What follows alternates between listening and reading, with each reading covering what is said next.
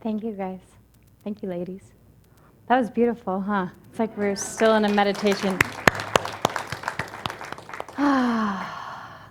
So, yesterday, our teens went off to teen camp, and it's such an exciting experience for them. I know a lot of us. I know Reverend Josh, April. Amber here and myself, we all went to these Center for Spiritual Living teen camps when we were young, and not only does it develop and create leaders in our spiritual faith, but it just is the most incredible, dynamic, deep experience you could ever imagine. Have any of you ever been to a Silmar? So it's kind of like a Silmar on steroids, so you're like in this utopia sort of thing where you're with a bunch of people and they're all like-minded and they're all your age, and you're doing 2 workshops a day plus connecting and interacting on a very vulnerable level.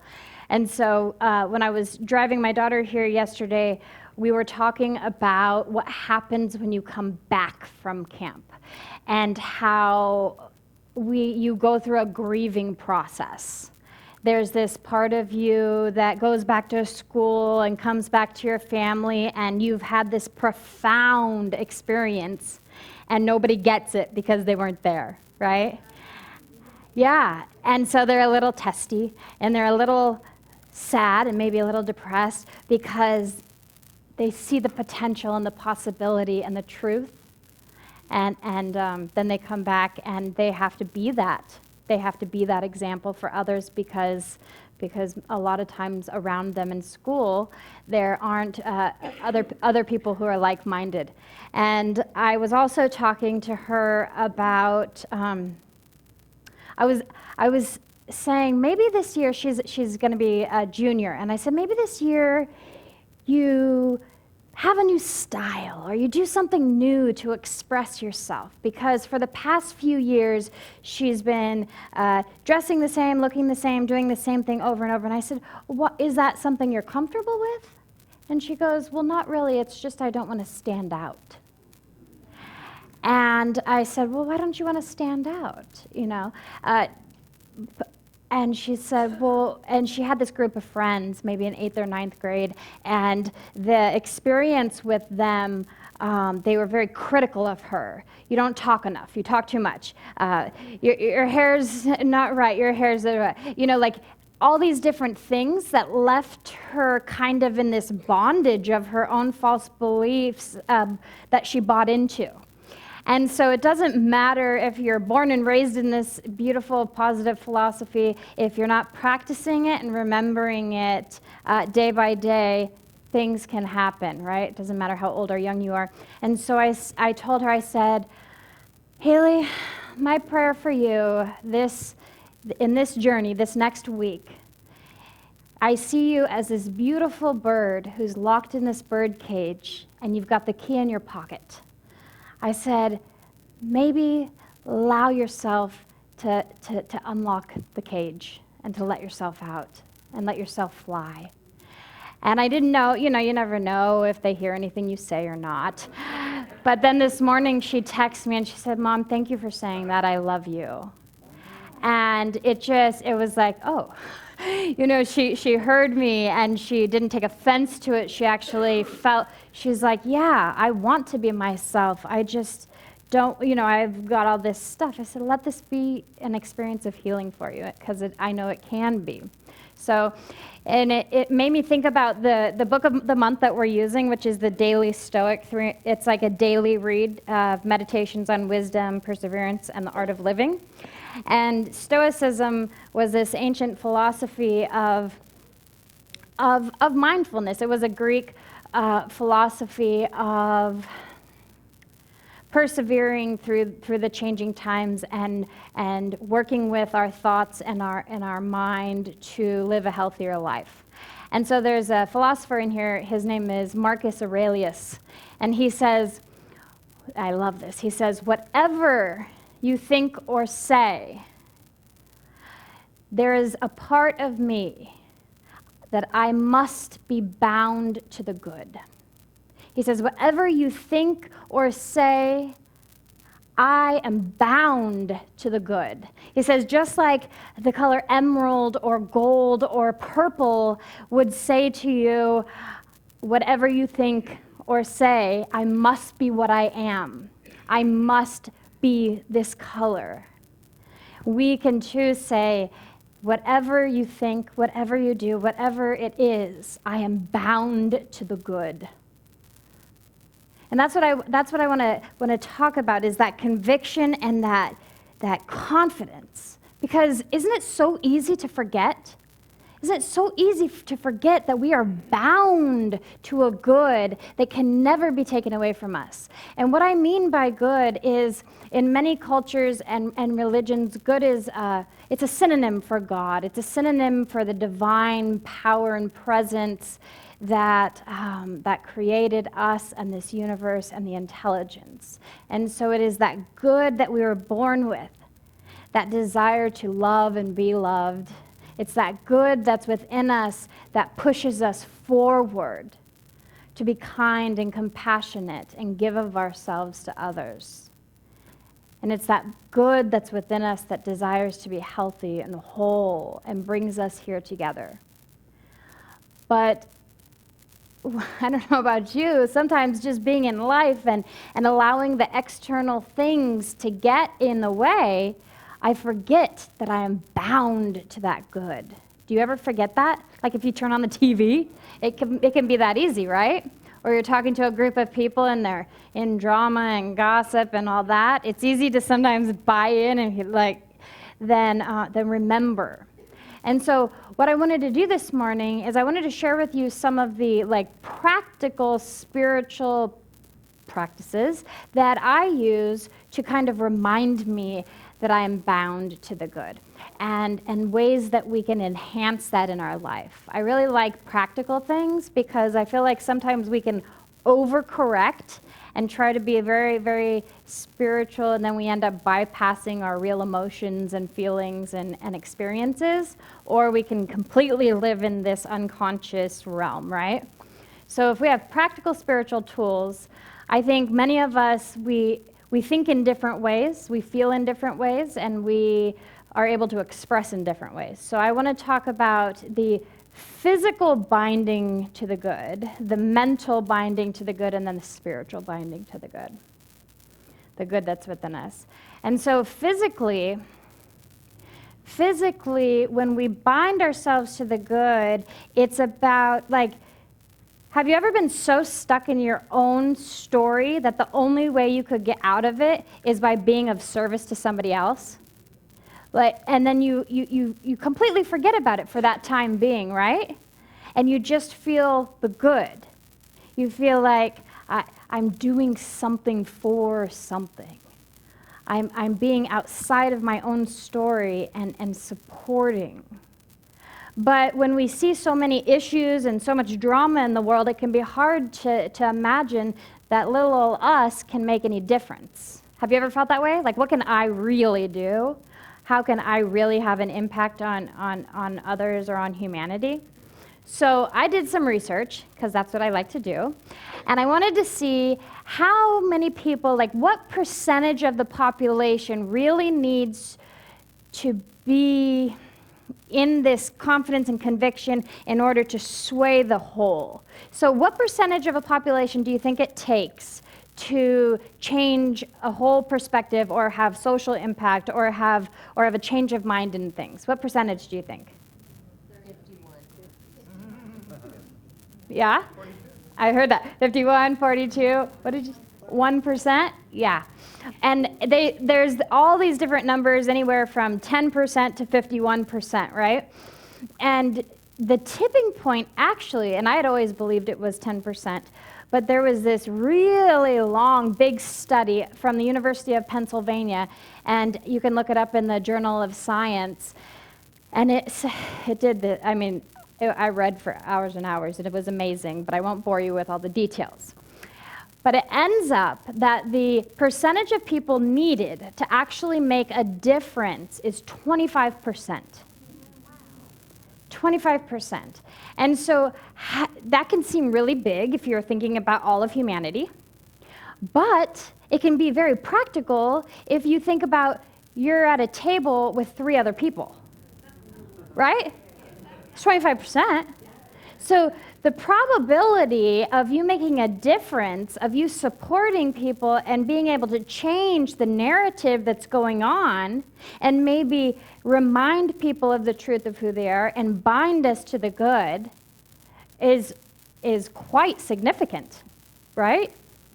And then what if those 3 people remember something that we said and remember a little bit of who they are and go share that with 3 people? You can imagine, right? The rippling effect and how we can really make a difference. But there's this rabbi, his name is Rabbi Shermono. I can't say it very well. But he reminded me of something. He said, you know, it does very little good to see a person who's in the mud and the filth and bend down and reach out your hand to help them out. He said, what we must do is get down in the mud with them, in the mud and the filth, take them with us, and carry us both back into the light. And what that says to me, what that reminds me is that we really have to meet people where they are. That we can't be afraid to get into the thick of it with being in service. We can't be afraid to get a little dirty and to meet people at their level and then help to raise that up. But it takes courage, right? Because who likes to be the odd man out?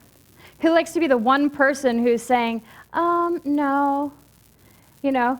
Nobody really likes to be that one person, but it takes courage and bravery to say, you know what? I don't want to gossip about this person. I don't want to speak bad about this. Can we find something good in this situation? Right?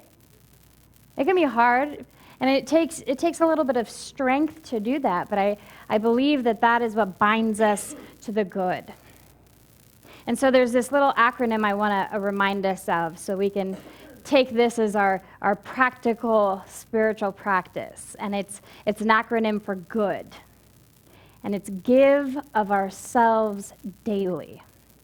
Give of ourselves daily.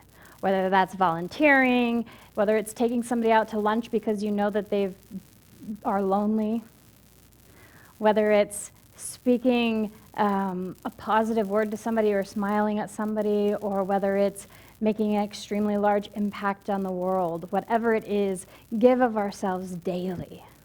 Because if nothing else, it takes us out of our own story and allows us to bond ourselves to that good and others.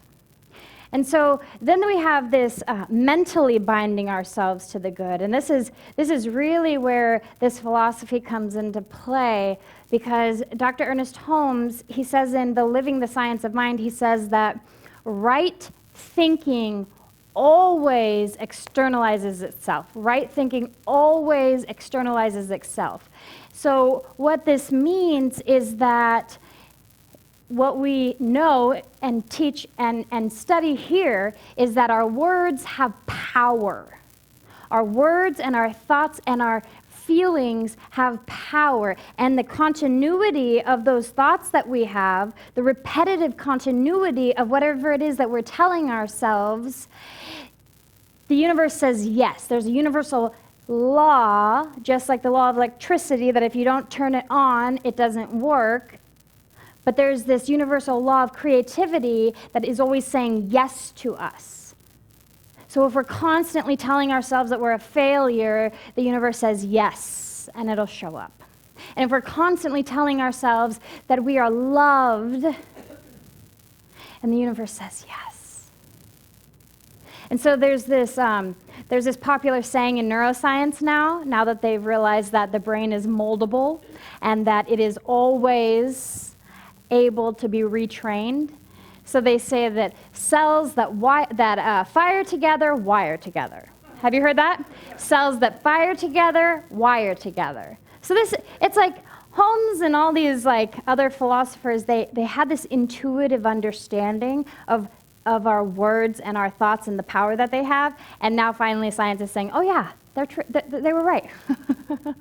So what this means, cells that fire together, so when we have a thought, certain cells come together, certain neurons come together in our brain, and they are triggered.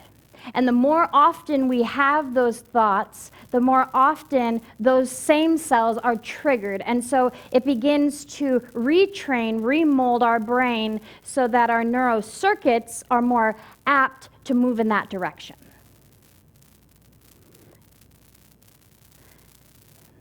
Isn't that amazing? I mean, right there, it makes me feel like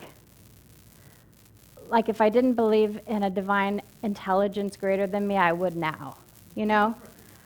Because there is something that is so intelligent, so good, that it gives and created and evolved this ability for us to always experience more life, more good. And when we do have those dark times, believe me, I know we have those dark times. We have those times when we feel like we can't get out of bed, that we want to pull the covers over our heads. We have those times where it's just hard to be alive, and we're just in that, we're in the mud, you know? And yet there's still always this ability for us to pull ourselves out and to pull each other out. And so I want us to remember that cells that fire together, wire together. And one really simple, well, maybe it's simple, maybe it's not. One practical practice that I found, I like to change things up because I get bored of doing the same thing all the time because I'm an Aquarius, I don't know. Or maybe it has nothing to do with that. So that's my excuse. So I found this book that's called The One Day Contract, and it was written by a basketball coach from the University of Louisville. And they were about to start their championship games. And so he developed this program where he and his team would have a one-day contract. So for 24 hours, they would commit to this, and this, okay? And it was just for 24 hours, just for one day. And they would do that, and it was a binding contract they would have for themselves. They would write it out, and sometimes they would have a few pre-written ones, and they would use them throughout the week. And in this same way, we can train ourselves, we can become conscious of ourselves by saying, just for today, I'm going to make a contract with myself that I am going to be kind to myself, that I'm going to find good in others, even if it's really hard, that I'm going to find something good that's going on around me, that I'm going to see beauty. Just for today, I'm going to be loving to those who it's hard to be loving to, just for these 24 hours. And then maybe we decide to do it again, and maybe we decide to do it again. And every time we do, it begins to build that consciousness. It begins to rewire our brain. It begins to tell this universal divine power, this is who I am. And it says yes. This is who I am. And it says yes. It's like a muscle that just keeps getting stronger and stronger. And it can also atrophy if we don't use it, no matter how long we've been studying or practicing, right? And so then the third aspect of binding ourselves to the good is this spiritual aspect. And one thing that I found in studying religions and spiritual masters or gurus or teachers is that they all have one thing in common. There's one thing that they all try to get across, and that is what they're doing and how they're thinking and how they're being, we can all be. That there's no difference between them and us. I love that. Because the things that they teach, the examples that they are, is that they teach us to meet chaos with calm, with peace. They teach us to have forgiveness and acceptance in our heart in the midst of conflict. They teach us to have faith in the midst of cynicism and criticism.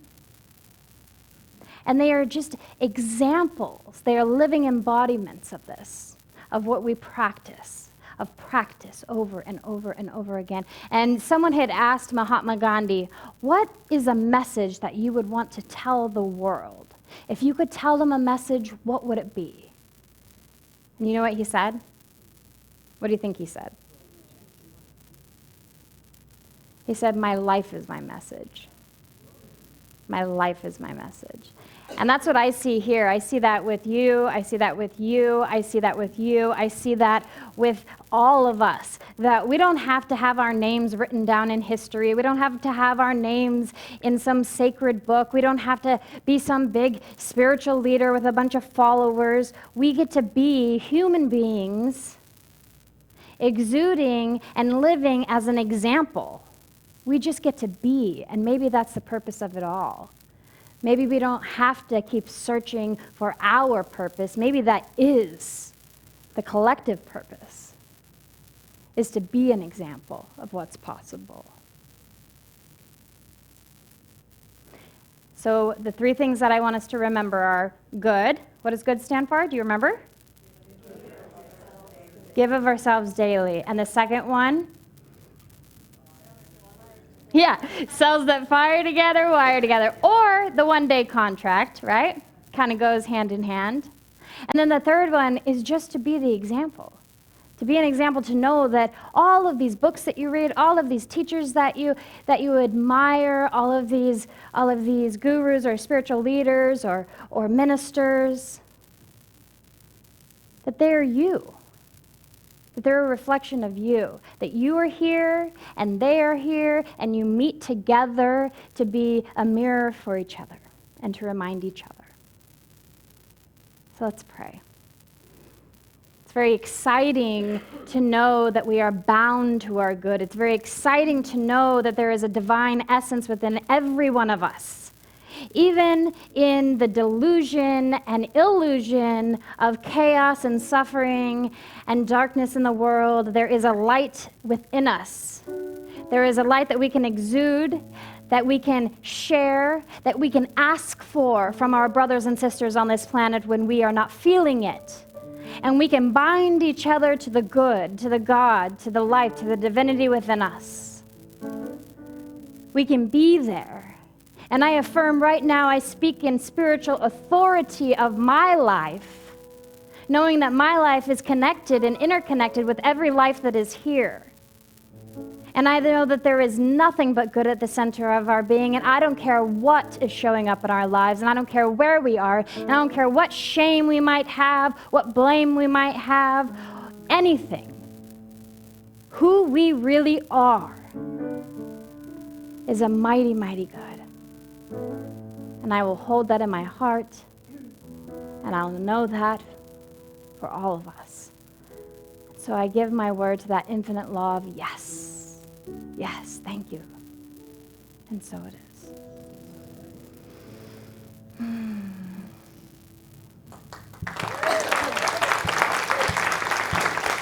Thank you.